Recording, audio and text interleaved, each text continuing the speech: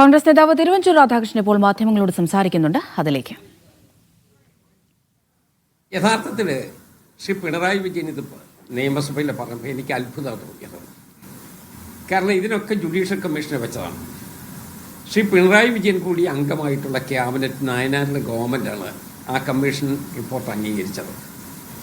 ആ റിപ്പോർട്ട് അംഗീകരിച്ചതിന് ശേഷം അതിന് വിരുദ്ധമായ ഒരു നിലപാട് മുഖ്യമന്ത്രിയുടെ ഭാഗത്തുനിന്ന് വരും എന്ന് ആരും പ്രതീക്ഷിച്ചിട്ടില്ല. എന്തേ പറ്റി എന്നുള്ളതാണ് ഞാനും ആലോചിച്ചുകൊണ്ടിരിക്കുന്നത്. അങ്ങനെയൊരു സംഭവം ഉണ്ടായി. ആ സംഭവത്തെ തുടർന്നുള്ള ജുഡീഷ്യൽ കമ്മീഷനെ വെച്ചു. ജുഡീഷ്യൽ കമ്മീഷൻ്റെ ഫൈൻഡിങ്സ് ഗവൺമെൻറ് അപ്പാടെ അംഗീകരിച്ചു. അത് നിയമസഭയുടെ മുമ്പിൽ വെക്കുകയും ചെയ്തു. അത് നിയമസഭയ്ക്ക് മുമ്പിൽ അതെല്ലാം കൃത്യമായിട്ടുണ്ട്. ഇങ്ങനെയൊരു പ്രോസസ്സ് പൂർത്തിയാക്കി അവസാനം വന്നതിന് ശേഷം ഒരു തെരഞ്ഞെടുപ്പ് വരുന്നതിൻ്റെ തൊട്ട് മുമ്പ് 7-8 മാസം മുമ്പ് ഈ പഴയ ആയുധമെടുത്ത് തേച്ചു മിനുക്കി പറയാൻ ശ്രമിക്കുന്നത് മുഖ്യമന്ത്രിയെ പോലെ ഒരാളിനെ ചേർന്നതാണോ എന്ന് അദ്ദേഹം ആലോചിച്ചാൽ മതി. അദ്ദേഹം കൂടിയുള്ള ക്യാബിനറ്റ് അംഗീകരിച്ചത്. ആ ക്യാബിനറ്റ് അംഗീകരിച്ച ജുഡീഷ്യൽ കമ്മീഷൻ റിപ്പോർട്ടാണ്. അദ്ദേഹം കൊടുത്ത അംഗീകാരത്തിന് വിരുദ്ധമായിട്ട് അദ്ദേഹം തന്നെ ഇപ്പോൾ പറയുകയാണ്. അതാണ് വൈരുദ്ധ്യമായിട്ട് എനിക്ക് തോന്നിയിട്ടുള്ളത്. അപ്പോഴും അക്കാര്യം പ്രതിപക്ഷത്തു നിന്ന് സഭയിൽ ചൂണ്ടിക്കാണിക്കാത്തതുകൊണ്ടല്ലേ AK ആന്റണി എന്ന 85 വയസ്സ് കഴിഞ്ഞ മനുഷ്യന് വന്നിട്ട് പ്രതിരോധം തീർക്കേണ്ടി വരും? അല്ല, ഇതിനകത്ത് AK ആന്റണി 2ാം സ്റ്റേജിലേ വരുന്നുള്ളൂ. ആദ്യം ഇത് പറഞ്ഞതാരാണ്? കേരളത്തിൻ്റെ മുഖ്യമന്ത്രിയാണ്. അത് പറയുമ്പോൾ അദ്ദേഹത്തിൻ്റെ മുമ്പിലുള്ള ഡോക്യുമെന്റ്സ് എന്താണ്? അദ്ദേഹത്തിന് മുമ്പിൽ കാര്യമായി ഒരു ഡോക്യുമെന്റും ഇല്ല. ഒരു വൈൽഡ് അലിഗേഷൻ ഒരു മുഖ്യമന്ത്രി പറയുന്നു എന്ന് പറയുന്നതിനെക്കുറിച്ച് നമുക്ക് ചിന്തിക്കാൻ പറ്റുമോ? താഴെയുള്ള ആരെങ്കിലും എന്തെങ്കിലും പറഞ്ഞു എന്ന് പറഞ്ഞാൽ ആ നിലയിൽ അത് പോകട്ടെ എന്ന് നമുക്ക് വെക്കാം. പക്ഷെ ഒരു മുഖ്യമന്ത്രി പറയുന്നത് എവിടെയാണ്? കേരള നിയമസഭയുടെ മധ്യത്തിൽ നിന്നാണ്. അങ്ങനെ അദ്ദേഹത്തിൻ്റെ ഒഫീഷ്യലായിട്ടുള്ള സ്ഥലത്തിരുന്ന് അങ്ങനെ കേരളത്തിൻ്റെ മുഖ്യമന്ത്രി ഇത് പറയാൻ പറ്റുമോ? അങ്ങനെ പഴയ വെടിവെപ്പിനെ കുറിച്ച് തിരക്കിപ്പോയാൽ ഒത്തിരി കാര്യങ്ങളുണ്ട്. വിമോചന സമരകാലത്ത് നടന്ന വെടിവെപ്പുകളെല്ലാം അറിയാമല്ലോ. ഇവിടെ ഈ തിരുവനന്തപുരം കടപ്പുറത്ത് നടന്ന വെടിവെപ്പ് എല്ലാവർക്കും അറിയാമല്ലോ. പാപ്പാമളെ കൊന്ന വെടിവെപ്പ് നമുക്കറിയാമല്ലോ. അന്ന് മുഖ്യമന്ത്രിയായി പോയ വ്യക്തിയെക്കുറിച്ച് ഞങ്ങൾ ആരെങ്കിലും ഇപ്പോൾ ആക്ഷേപം പറയുന്നുണ്ടോ? ആ സാഹചര്യങ്ങൾ പോയി അരമുക്കാൽ നൂറ്റാണ്ട് കഴിഞ്ഞു.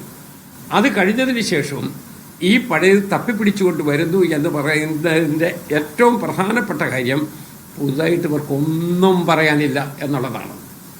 ഒരക്ഷരം പറയാനില്ല എന്നുള്ളത് കൊണ്ടാണ്. അതുകൊണ്ടാണ് എല്ലാം തീർന്ന് കെട്ടി സർക്കാർ ഉദ്യോഗസ്ഥന്മാർ പോലും തിരിഞ്ഞു നോക്കാത്ത വിധത്തിൽ പൊടിയടിച്ച് കിടക്കുന്ന പഴയ ചില കാര്യങ്ങൾക്ക് പുതിയ ജീവൻ കൊടുക്കാൻ മുഖ്യമന്ത്രി നിയമസഭയുടെ തലം വിനിയോഗിച്ചത് തെറ്റായിപ്പോയി എന്നാണ് എൻ്റെ അഭിപ്രായം.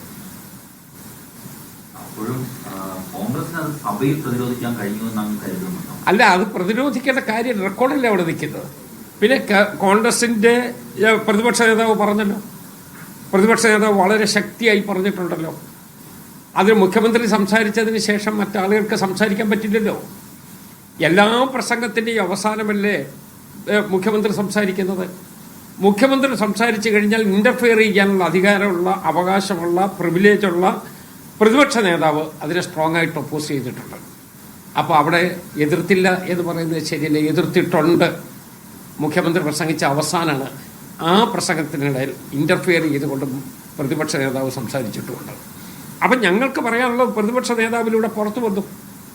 അതെല്ലാം വളരെ കൃത്യമായി പറഞ്ഞു. എൻ്റെ പോയിന്റ്, ഇതുപോലെ പഴകി തുരുമ്പിച്ച ഒരു സാധനം, പൊടി കെട്ടി ഇരിക്കുന്ന ഒരു ഫയല്, അതിന് തീർപ്പ് കൽപ്പിച്ച ഒരു റെക്കോർഡ്, അതെന്തിനാണ് മുഖ്യമന്ത്രി എടുത്തത്? അപ്പോൾ ഒരു തീരുമാനം ഫൈനാലിറ്റി ഇല്ലല്ലോ. ഏത് തീരുമാനം ഡിസിഷൻ്റെ ഗവൺമെൻറ് പ്രോസസ് അനുസരിച്ച് ഒരു ഫൈനാലിറ്റി വരണ്ടേ? ഇതൊരു ഫൈനാലിറ്റി വന്ന കേസാണല്ലോ. പിന്നെ എന്തിനാണ് ഇത് കുത്തിപ്പൊക്കിയത്? ആരെ ഉന്നം വെച്ചാണ് ഇത് കുത്തിപ്പൊക്കിയത്? അതിൻ്റെ രാഷ്ട്രീയ ഉദ്ദേശം എന്താണ്? ആ ഉദ്ദേശത്തെയാണ് കേരള ജനത ചോദ്യം ചെയ്യുന്നത്.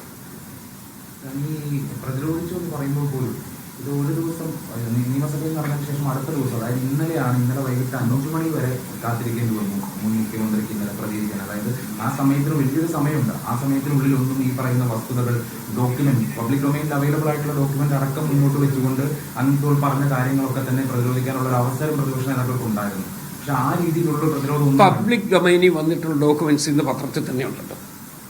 അത് മാത്രമല്ല, നിങ്ങൾ ആരും അത്ര എക്സ്പീരിയൻസ്ഡ് അല്ലാത്ത മാധ്യമ പ്രവർത്തകരൊന്നും അല്ലല്ലോ. നിങ്ങളുടെ ഫിംഗർ ടിപ്പിൽ ഇതൊക്കെ കിട്ടുമല്ലോ. അപ്പോൾ അതുകൊണ്ട് അത് ഞങ്ങൾ നിഷേധിച്ച് നടക്കണ്ട എന്ന് ആരെങ്കിലും കരുതിയിട്ടുണ്ടെങ്കിൽ ആ ഭാഗം. പക്ഷേ ഇവിടുത്തെ പ്രധാനപ്പെട്ട പോയിന്റ് എന്താ? മുഖ്യമന്ത്രി ഏറ്റവും അവസാനം സംസാരിക്കുന്നു. അതിനെ ചോദ്യം ചെയ്തുകൊണ്ട് പ്രതിപക്ഷ നേതാവ് നിയമസഭയിൽ ചോദ്യം ചോദിക്കുന്നു. അതെല്ലാം തീർന്നതാണ്. എൻ്റെ ചോദ്യം അതല്ല. എൻ്റെ ചോദ്യം എത്ര വർഷം മുമ്പുള്ളതാണ്? കേരള മുഖ്യമന്ത്രിയായി ശ്രീ AK ആന്റണി 95-ലെ ഈ സംഭവം നടന്നു. 30 കൊല്ലം കഴിഞ്ഞില്ലേ? 30 വർഷം കഴിഞ്ഞില്ലേ?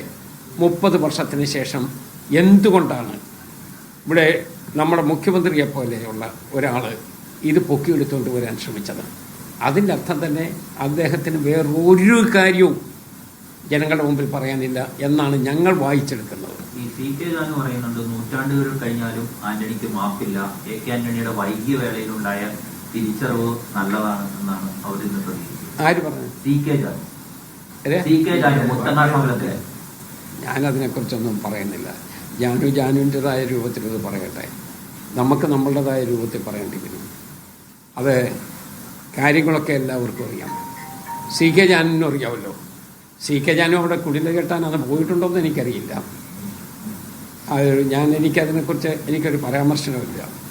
പക്ഷേ ഇവിടെ AK ആന്റണി എന്നുള്ള ഒരു വ്യക്തിയെ കേരളം ആദരിക്കുന്ന ഒരു ആളിനെ അപമാനിക്കുന്നതിന് വേണ്ടി ഈ പഴകി തുരുമ്പിച്ച ഒരായുധം എടുത്ത് വിനിയോഗിച്ചു. അതാണ് നമ്മുടെ പ്രശ്നം.